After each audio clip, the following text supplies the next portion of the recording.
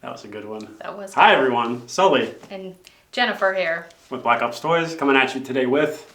Well, we're coming at you today with a Q&A session. Q&A. So, about 2 months ago, and it's been too long. 2 months. We should have done this much sooner. For sure. We put up a story on Instagram asking people to send questions in for Sully about general business stuff and 1/6 scale stuff. So I have written them down. And we're going to do this on YouTube, even though the questions came in on Instagram. Perfect. And there's a method to my madness. All right. Okay, so we're going to go through... You're just going to read them? Well, I'm going to read them to you, but there's a few of them. Like the very first question that we got was from Exigum Somnia. Exigum_Somnia_. All right. And I'm probably saying that wrong, but... they did ask a couple of questions. All right. So the first one was Artist of the Month, how to get featured. What do you say to that, Mr. Sully? How to get featured. I guess share your work with me, and then if I like it, I'll share it, and then maybe you'll get chosen to be interviewed. Yeah, ultimately, the Artist of the Month is just about building the industry and building a collective of people that are like-minded and are passionate about action figures in general. It doesn't have to be 1/6, but that's what we specialize in.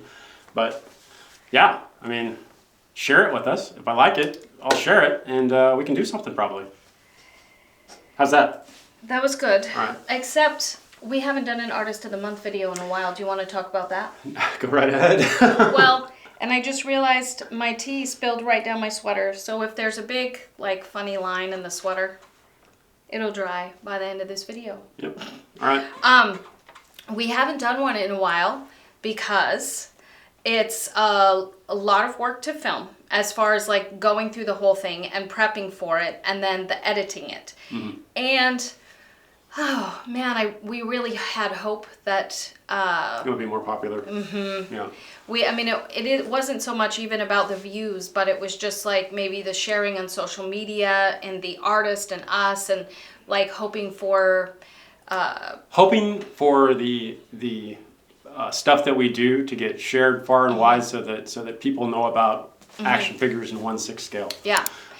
Now, I will say, with all the changes coming to Instagram and Meta, we could see, traction again. We may be able to share more stuff. So Artist of the Month may come back. Maybe. Yeah. So we're not counting it out. We're not counting it out. It's just down right now. Down right now. Yeah. Essentially, all the videos that we do, there's a lot of work that goes into them, and there's not a lot of return as far as like. They're not. Let's just say. It's not growing. We don't make any money. Well, that's true too. But we don't do it for that. We didn't. We didn't start that. Yeah, we didn't start it for that. No, but not very many people in the grand scheme of things watch them, and we're not reaching new people. Right. I think that's the biggest thing is we have the same folks that watch all the time, and we're so grateful for all of you and all the comments and all of that. We love it. And that's why we continue to do it. The builds and everything else. But we would love to reach new potential customers, new potential people who could just love the industry, and maybe some artist somewhere who's like, wow, this is really cool. So yeah, that's where we're at with the Artist of the Month. That's it. Okay. All right, next. The next one, Peter_G623, don't read ahead of time, wants to know, what is your favorite kit bash ever? Oh, jeez. How? No, I can't. I can't even say it. I don't have a favorite ever with anything because everything is continuously evolving. So if I have a favorite figure, or if I have, something that's old school, I typically will upgrade it over time, and I don't have a favorite. I just have a lot of cool projects that are never done. Okay. So that's good. I guess if I had to pick one, that's hard. Something that I've had forever. What about that one right back over there? This one? Yeah, no? This is one of my favorites. I have a lot of favorites. Yeah, I know. I can't see anything here that I haven't been seeing for a long time. Yeah, I guess if I had to pick one favorite, it would probably be my Indiana Jones stuff. just because that's one of my favorite characters, and I'm constantly working on them. So. Okay. Yep. Cool. All right. So Patina_Navajo wants to know: do you think the 1/6 world is blowing up? No, it's not, and I wish it was. Let's just talk about 1/6 scale world for a little bit. We've been doing this for a very long time, and we've actually 20 years. Almost 20 years, and we've seen a huge decrease in the amount of military style figures that are being sold. There used to be a ton of 1/6 scale military action figure dealers and manufacturers of this stuff, and because of the I think because of the suppression, especially with anything with firearms in it or military related, in the last 4 years, we've seen a definite decline. We've also seen a decline in our overseas sales and overseas customer base. We used to, like 5 years ago, 40% of our business was overseas, so not in the U.S. Now, 10% is overseas, and that has to do with shippings and regulations, taxes, and import duties, customs fees. And air freight is super expensive. And yeah, so we've seen quite a decline. I would love to be able to build this thing out again and have new customers and ship worldwide and see more international customers. I really would. But more military action figures. Yep. And I don't think it helps any that there's not a lot of dealers left in the United States. Right. There are eBay sellers, but not a lot of stores like yours. Yeah. We want this to be mainstream. It would be great if we could do these things and have it be shown to everybody, and because we have great products, and this is something that a lot of people would love if they even knew about it. But hopefully in the next 4 years we'll see, us being able to break out again, and we'll see more eyes on products like these, and hopefully be able to get new customers and build out the customer base. So, excited for what's coming. So Foxhound_photography, someone you've had on Sully shoutouts, says, what or who would you most like to see made into a 1/6 scale figure, real, historical, or fictional? Oh, I have so many. So I have some personalities that I would love to do, and that's kind of where we're going with the Real People projects. We're bringing those back, and we're going to try and do more legacy figures, like the Chris Kyle figure, like the Mark Lee figure. But I would love to see a John Chapman figure. I think that would be right up there with in my top 5, and then I would love to see a Christian Craighead figure. I think that would be really great. And who else? Man, there's so many great people that deserve. I don't want to do a figure on a personality that I don't feel a connection to. Yeah. So I want the project. If we pick up a project like this, I want the family to be involved, and I want to feel good about what we're doing, and I want to do something really cool. But we do have some stuff in the works, so stay tuned. We will be making some announcements hopefully after SHOT Show. So but that's that. Good. Yeah, good. I would like to see any Mark Wahlberg character from any TV show or movie ever, including even like the football one, made into an action figure. Thank you. All right. So someone, Jake Indigo North, asked about the build for the CK figure, would love to learn. So we'll just say, like, all the build videos for Chris Kyle are on YouTube, and I will link to all of them in the show notes of this video. Also, Fur. I can't read my own spelling. Fur_Garcia G asked about the ENS female unboxing. Yes. So I'm guessing that's one of the SMU figures that came out a little bit ago, and there was 3 of them. That unboxing is on YouTube as well. Yep. I'll link to that in the show notes. All right. So I love this question. This is a really good question. 1_6_SF group asks, which ankle, wrist pegs and neck pegs fit on various figures? We don't have 3 hours. Yeah, we don't have 3 hours or to do a guide. I love this question because it's such a good question. Yeah, so I'll break it down for you.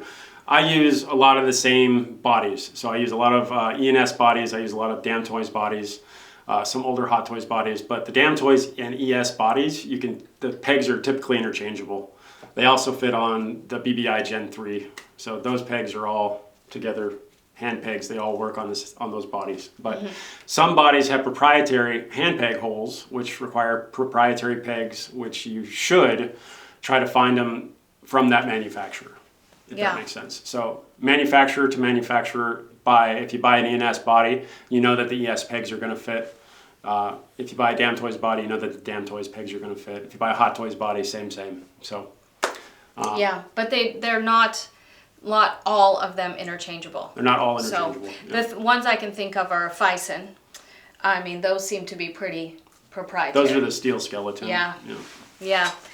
All right, good question. All right, so Black_Forest Collection.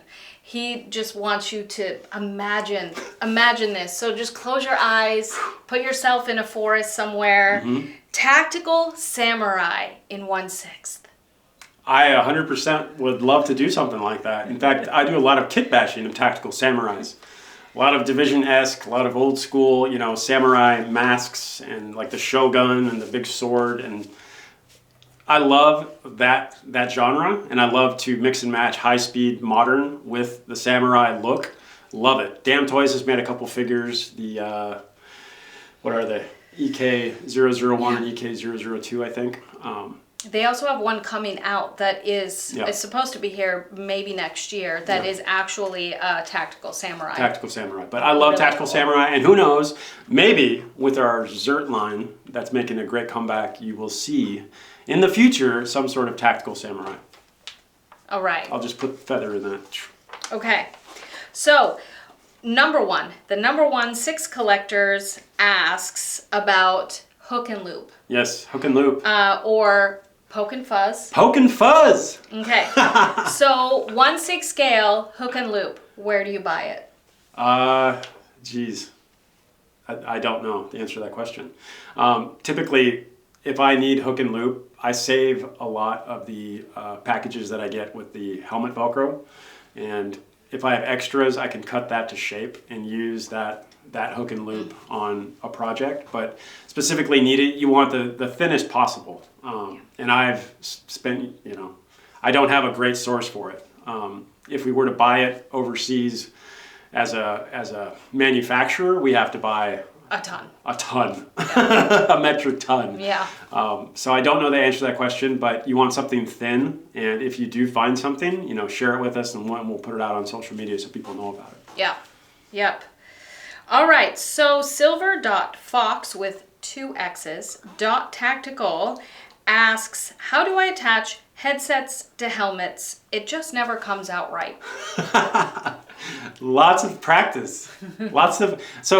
So the way to get good with this, I'll say I break a lot of stuff. And I've broken a lot of stuff over the 20 years that I've been doing this. And with each time I break something, I learn something about it. So helmets and comms gear are the hardest thing I think to do on a figure, and to do it right. It just takes practice. And if like when I get a brand new figure and before I film, I actually put one together so that I know how to do it on camera. And even then, I will say that filming helmets for the build videos might be like the longest videos, and the ones where we have to do the most editing. Struggling by the end to actually keep the true. Struggling to keep the camera focused on it because an hour later I've lost my mind. So the other thing that I will tell you is this stuff is like the real gear. So I have ballistic helmets and stuff like that. Here, let me just grab this so you can see. So I have helmets that we put together, and this is like the real size, the real scale, and we have comms gear that goes on the rail. So I practice with the real thing as well. So I'm showing these so that there's People a hint involved. Right, possibly. Yeah. All right, so this is a really, really good question too. It's from Juedroor, Juedroor.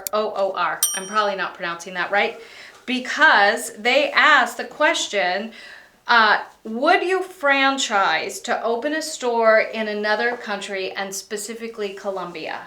This person's asking. Yes. I think if we could get the shipping set up, I would definitely do that. Yes. Okay. Cool. Yeah, but obviously, if we sell our brand name, we have to vet who's going to do it. But I would be open just to do something like this so that other countries could get into the 1/6 scale market again. Yeah. If we could set up a hub in the UK, if we could set up a hub in Germany. I mean, this could be hurtful. huge. Yeah. But yeah. The whole Germany thing is just really hard. Yeah. Yeah. All right, so WeskerFan5690 asks, do you plan to make 3D printed stuff again?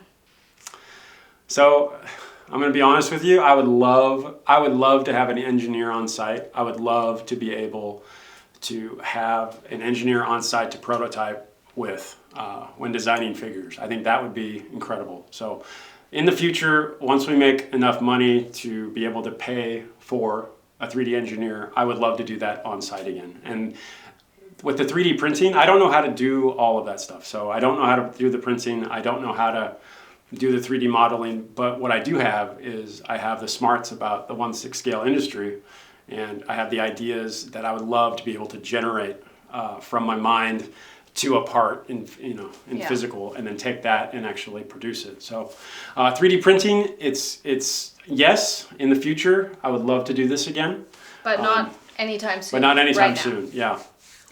All right, and the last couple questions are more like business owning type questions, so I put them at the end. Okay. And this one's from Strength Through Loyalty, which has also been featured on Sully Shoutouts. That's right.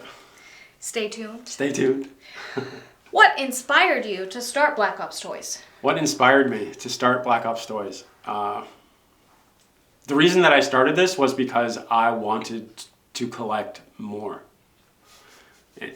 I'm not even kidding. So I started this because I was buying these action figures, and I was customizing them, and I was having leftover parts, and I started having a whole bin of leftover parts, and I wanted to buy the next figure or the next couple figures, and I just started selling the parts, and it was literally to just keep buying whatever was new. So make enough money to buy another one. Mm-hmm. And that's how it kind of started. Yep. On eBay. On eBay. Yep. All right. And here we go. The last question again is from the first question.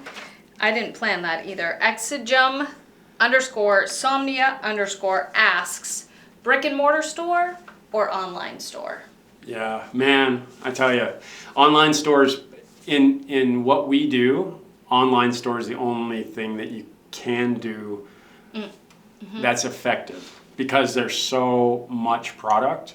If we had customers come in and look through our loose gear bins, we wouldn't even know how to find stuff. There's so much of it. So because we have a good search function, and we have so much inventory, online store is the best way to do this particular business. If we were just doing box in, box out, I was going to say and a location could sustain, because it's very expensive to open a retail location. Yeah. But if a local location could sustain, that type of business, I would absolutely do it. But it's just a matter of, I'm not sure right now, especially in and around where we live, Portland, if that's even possible. So. Well, and two, I'm thinking because of you sell mostly 1/6 scale military, not so much a little bit of everything.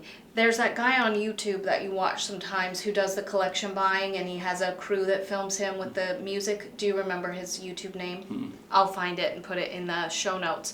He sells like Funkos and every other different size of every toy that there is. That for a retail location, like he obviously has a foot traffic, a lot of foot traffic. You can bring in a lot of different types of customers. A lot of different types, but we're pretty focused on one particular scale and one particular type. Right. So I think the online store, and I agree, our loose gear area where we pick from is just mountains of bins organized by brand and SKU. Yeah. And it would be really difficult to have inventory nightmare. Organize that in a way that people could just like come in and pick. Yeah. The only time we've really ever done that is toy shows. The toy shows. I miss and wish we could do again. I do miss the toy shows. Me too. We should do a whole video on preparing for a toy show. Yeah. That's pretty funny. Yeah. But yeah, we've had some good toy show experiences. Yeah. Maybe we'll do one of those someday.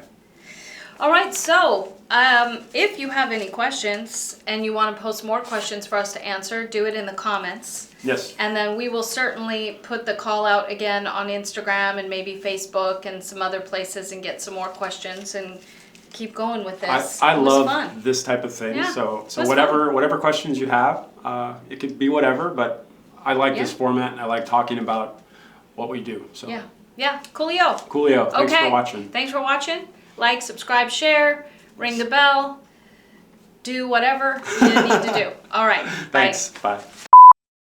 3, 2, 1. You do it. Hi, everyone. Sully here. And Jen. How are you? Let's start over.